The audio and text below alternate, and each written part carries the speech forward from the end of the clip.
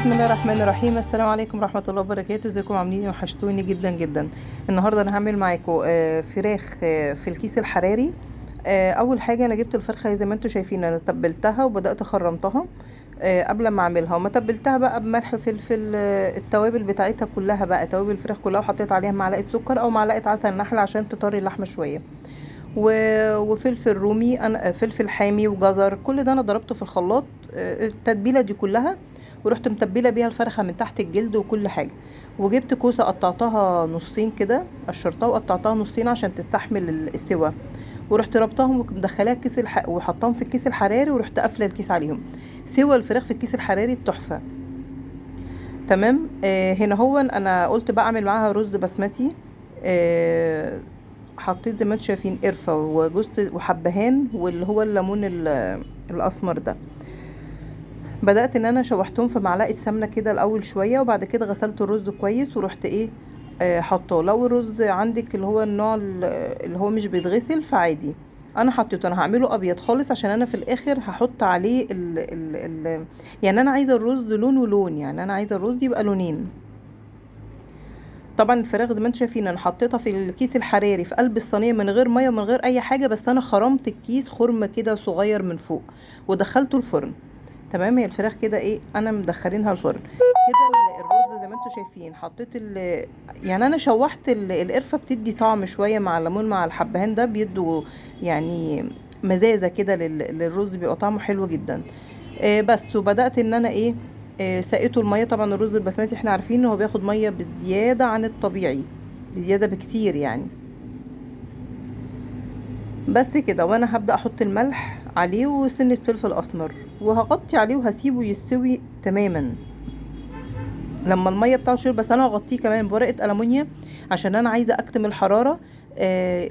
بيستوي احسن يعني لما بنكتم الحراره في الرز البسمتي او اي اكل. بس انا بحب الرز البسمتي عامه ان انا اكتم الحراره لانه بياخد وقت في السوى اكتر، فعشان ابقى ضامنه ان هو استوى كويس.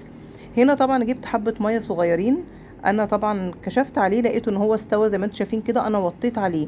جبت بقى حبه ميه صغيرين جدا، حطيت عليهم زعفران، بودره الزعفران، ورحت دلقاها في ايه يعني ايه حبه كده وحبه كده. وسبت حبه ميه تاني صغيرين، جبت كركم، قلبته جامد، ورحت حاطاه ايه عليه. ممكن نحط لون صناعي احمر او اصفر او الكلام ده، بس انا حطيت لون الزعفران والكركم علشان في الاخر هو مش هيبان. وسبته وغطيت عليه، ما قلبتهوش يعني، انا حطيته اللون وسبته وما غطيتهوش لمده مثلا دقيقتين ثلاثه كده. وبعد كده بدات اقلبه. هو الكاميرا ظالمه الرز ده بصراحه، والله العظيم الكاميرا فعلا ظالمه.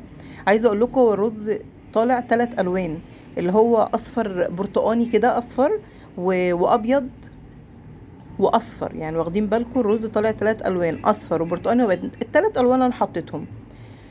كده هبدأ ان انا اغرب بقى، هحطه في صينية واحط الفرخة في النص عليه. بدأت غرفت الرز كده في نص الصينية بتاعتنا. طبعا زي ما بيقولوا العين بتاكل قبل البق.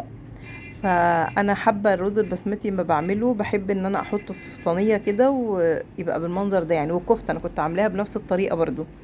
هنا الفراخ اهي طلعت من الفرن زي ما انتم شايفين. في ناس مش بتحب سوى الفراخ في الكيس الحراري انها بتساوي الفراخ قوي. انا عندي انا وولادي بنحبها كده. وبصوا بتطلع زي المشويه، برغم ان الكيس مقفول وكل حاجه. انا حطيتها في فرن الكهرباء، شغلت فوق وتحت، بتطلع زي المشويه يعني. واخدين بالكم هي من فوق متحمره مشويه، والفراخ ضامنه ان هي مستويه جدا جدا. طبعا انا مش هحط الصلصه دي عليها يعني. بصوا الفرخه انا عماله بسندها، هي مش مستحمله ان هي استوت جدا. وانا طبعا ولادي عشان صغيرين فلازم ياكلوا حاجه تكون مستويه قوي. وبدات الكوسه كده، الكوسه دي انا سايباها يعني رفيعه، سايباها بحالها. التخينه شويه او الطويله اسمها نصين. عايزه اقول لكم ان الكوسه دي طعمها احلى كمان من الفراخ والرز، والله العظيم. ابو حمزه بيقول لي الكوسه طعمها احلى من الاتنين كمان. بس كده، فجربوها الطريقه دي وان شاء الله هتعجبكم. طبعا كنت حاطه بقى معاه مخلل، اللي هو طبعا عارفين في رمضان مخلل الترشي ده، اكيد اللفت والليمون والجزر والحاجات المشكله دي. وزي ما انتم شايفين الفراخ اهي شكلها مشويه، هي شكلها وطعمها مشويه مع التتبيله اللي كانت محطوطه عليها، فبصراحه كانت ممتازه. فطبعا ما تنسونيش بقى في اللايك والشير والاشتراك في القناه. يا مرحبا رمضان، يا مرحبا رمضان، يا مرحبا رمضان.